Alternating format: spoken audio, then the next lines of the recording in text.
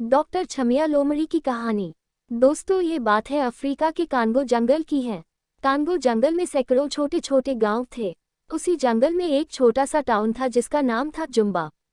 Zumba में कोई इंसान नहीं रहते थे, बल्कि जुम्बा एक जानवरों से संपन्न गांव था। आसपास के सभी गांव में जुम्बा सबसे प्रसिद्ध गांव था। इस कारण यह था कि जुम्बा में हॉस्पिटल, स्कूल और खेल का एक मैदान भी था। इसीलिए जुम्बा के लोग आसपास के गांवों से ज्यादा पढ़े लिखे होते थे। दूर दराज से सभी जंगली बच्चे पढ़ने के लिए यहीं पर आते थे। अगर किसी को कोई बीमारी हो जाती तो इलाज के लिए सीधे छमिया ताई के पास आते।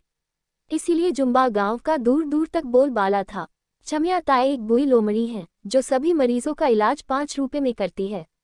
छमिया यहाँ की एकमात्र डॉक्टर हैं। दरअसल छमिया चाहती थी कि उसका बेटा भी गांव का डॉक्टर बने, लेकिन वह पढ़ाई करके कहीं शहर में जाकर बस गया।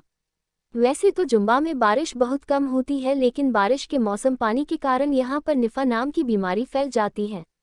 निफा बीमारी यहाँ के जानवरों के लिए एक महामारी से कम नहीं थी। अब की बार निफा का प्रकोप कुछ ज्यादा ही था। छमिया लोमड़ी ने लैब में टेस्ट कर बताया कि निफा बूढ़े लोगों को सबसे ज्यादा खतरा देगा, उनकी जान भी ले सकता है। छमिया ने गांव के सरपंच भालू से बात कर सभी जगह इस तरह के पोस्टर लगवा दिए। बीमारी से बचना तो घर में ही रहना, अगर जीवन को है बचाना तो 2-4 सप्ताह मत नहाना। जानवरों को इतना कहने के बाद भी वे बारिश का आनंद लेते रहते और बीमार पड़ने पर छमिया के सामने जाकर खड़े हो जाते। छमिया बेचारी अपना काम समझकर उनका इलाज कर देती थी। जानवर लापरवाही करते गए और निफा बीमारी और अधिक फैलती गई। मरीजों का इलाज करते करते छमिया ताई को भी निफा हो गया। छमिया ताई ने मरीज की तरह बिस्तर पकड़ लिया। अब पूरे गांव में इलाज करने वाला दूसरा कोई नहीं था। बीमारी अधिक फैलती गई और लोग को मरने की संख्या भी काफी बढ़ चुकी थी। छमिया को इस बात का बहुत दुख था कि अब वह किसी का इलाज नहीं कर सकती है। लेकिन छमिया से रहा न गया और उसने वैक्सीन बनाने का फैसला किया। अगले दिन छमिया ने सरपंच भालू से कहकर एक मीटिंग बुलवाई। छमिया ने कहा कि मैं बहुत जल्द इस बीमारी की वैक्सीन बनाने वाली हूँ, लेकिन मुझको इसके परीक्षण के लिए 3 लोगों की जरूरत पड़ेगी। क्या आप में से कोई 3 लोग तैयार हैं? और याद रखें कि इसमें आपकी जान को खतरा भी हो सकता है। लेकिन अगर एक बार हमारा टेस्ट सफल हो गया तो फिर हमारे लाखों जानवरों को इस बीमारी से बचाया जा सकता है। सभी जानवर एक दूसरे का मुंह देखने लगे और कोई राजी नहीं हुआ। छमिया को बुरा लगा, लेकिन उसने ठान लिया कि वह लोगों को इस तरह मरने नहीं देगी। छमिया ने तय किया कि सबसे पहले वह खुद पर ही इस वैक्सीन को आजमाएगी। छमिया गुप्त तरीके से 5 दिनों तक जंगल में घूमती रही और जड़ी बूटियों को इकट्ठी करती रही।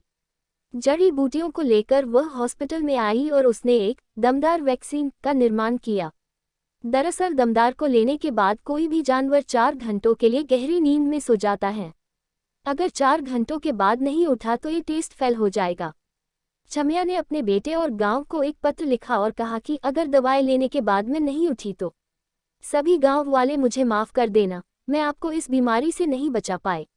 मेरे बेटे से कहना कि सच्ची भलाई में किसी प्रकार का लालच नहीं देखा जाता है।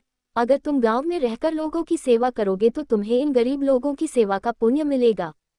छमिया लोमड़ी ने ये लिखकर खुद को दमदार का डोज लगा दिया और एक कपड़ा ओढ़कर सो गई। 4 घंटों के बाद छमिया नहीं उठी। किसी ने आवाज लगाए और गांव वाले हॉस्पिटल के बाहर इकट्ठे हो गए। सरपंच ने सभी को पत्र सुनाया। सभी गांव वाले रोने लगे और छमिया को याद करने लगे। सरपंच ने तुरंत छमिया के बेटे को बुलाया। आधे घंटे में उसका बेटा वहां आ गया। लेटर पढ़कर वह भी रोने लगा।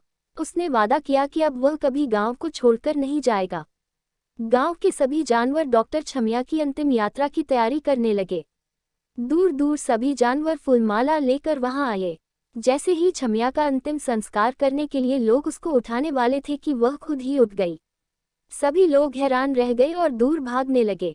छमिया ने कहा, भागो मत, दरअसल दमदार वैक्सीन बूढ़ों को 6 घंटे के लिए सुलाती है। मैं ये लिखना भूल गई थी। अब मैं ठीक हूँ और ये वैक्सीन भी कारगर है। अब गांव में कोई नहीं मरेगा। इसके बाद छमिया सभी गांव वालों को दमदार का डोज लगा देती है और लाखों लोगों को इस बीमारी से बचा लेती है। मेडिकल क्षेत्र में इतना बड़ा योगदान करने के लिए कांगो के शेर ने उसको कांगो रत्न से सम्मानित किया, जो कि वहां का सबसे बड़ा पुरस्कार है। कहानी का सार, तकदीर भी उनका साथ देती है जो स्वयं कभी हार नहीं मानते हैं।